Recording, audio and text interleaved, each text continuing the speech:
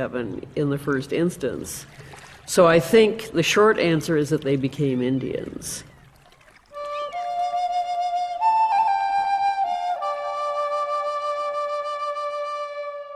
His Virginia planters lost, Raleigh turns his attention to colonizing ventures in Ireland and South America. Queen Elizabeth survives the Spanish Armada, but will not live to see the English gain a foothold in America, farther north at Jamestown. John White retires to Ireland, never to see his family again, nor to know their fate beyond the coastal dunes of America. And although Ralph Lane called this land the goodliest soil under the cope of heaven, nearly 70 years will pass before the English attempt to settle here again.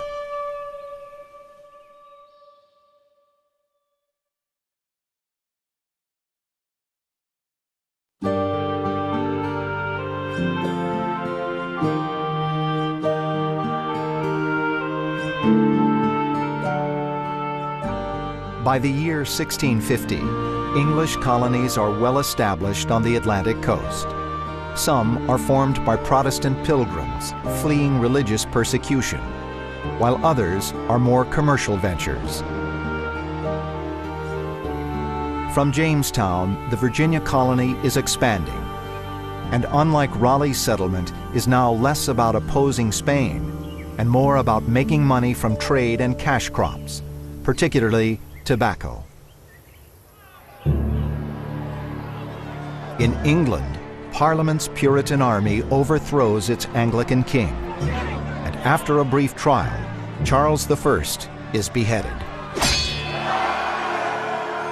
Oliver Cromwell presides over the brutal oppression of Catholics in the newly formed Commonwealth of England.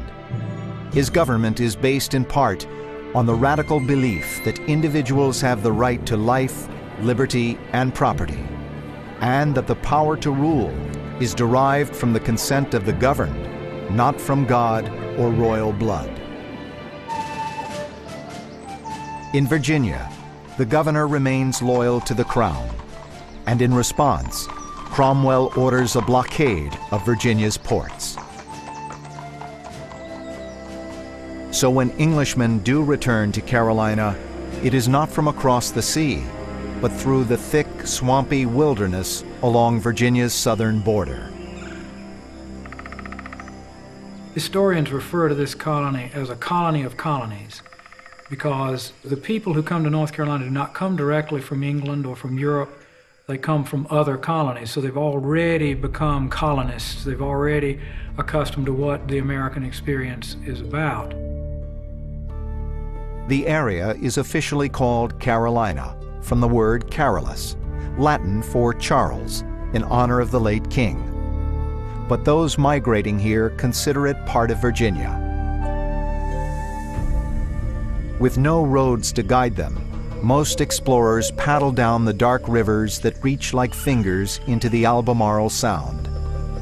Some search in vain for the lost colony, while others come to expand Virginia's Indian trade. The Indian fur trade was an important factor in the economy. It's really the first economic activity on the frontier, and it will remain a very important way to make a living for the English. One of the things that goes on pretty consistently in early America as people push forward into new settlements is that they move beyond any kind of realm of authority. They are independent operators out there on their own. And Nathaniel Batts is just one of these kinds of folks. Batts is among the first to settle in Carolina. He builds a trading post between the Chowan and Roanoke rivers. And though already married, he takes an Indian wife. In many native cultural worldviews, one can only trade with someone who is kin, someone who's a member of your kinship group. You can't trade with someone who's an enemy. And so European men often married Indian women as a way of creating that kind of reciprocal relationship where both sides would benefit. For several generations, Indians in the region have eagerly exchanged deer skins for highly prized European tools and cooking utensils. But that trade brings both virtues and vices. The traders, if they could, cheated the Native Americans, and alcohol was part of that. Usually when they would come into a town, they would provide free whiskey or free rum, and then trade with them. And if they were drunk, then they, of course, they could get a better deal. For Batts and other traders in the region, establishing trade with the interior means dealing with the Tuscarora, who control the exchange of European goods between the Virginia colony and smaller groups to the south and west. The Tuscarora were the most powerful native tribe in the coastal plain of North Carolina. They had extensive agricultural operations. They were very much a hunter society, and they engaged in trade that carried them as far north as the Great Lakes. So they were a hugely successful people and a very fearsome adversary.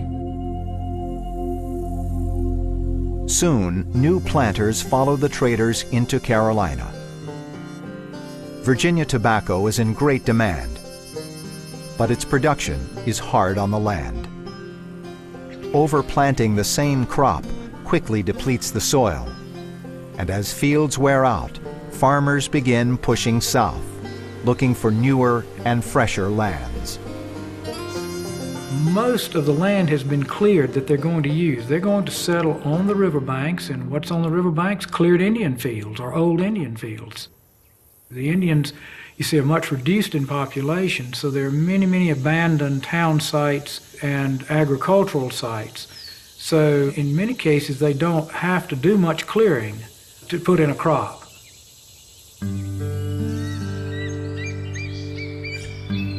In 1661, George Durant purchases a strip of land along the Albemarle Sound from a local Algonquian tribe.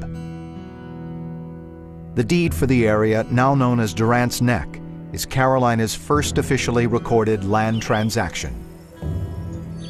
English social status was tied to the ownership of land. For many of the native peoples, the very concept of a human being owning a piece of land in perpetuity was totally and completely foreign to them. Over the next 10 years, English expansion here is slow, as a few hundred families strike similar deals and settle amongst the Indians.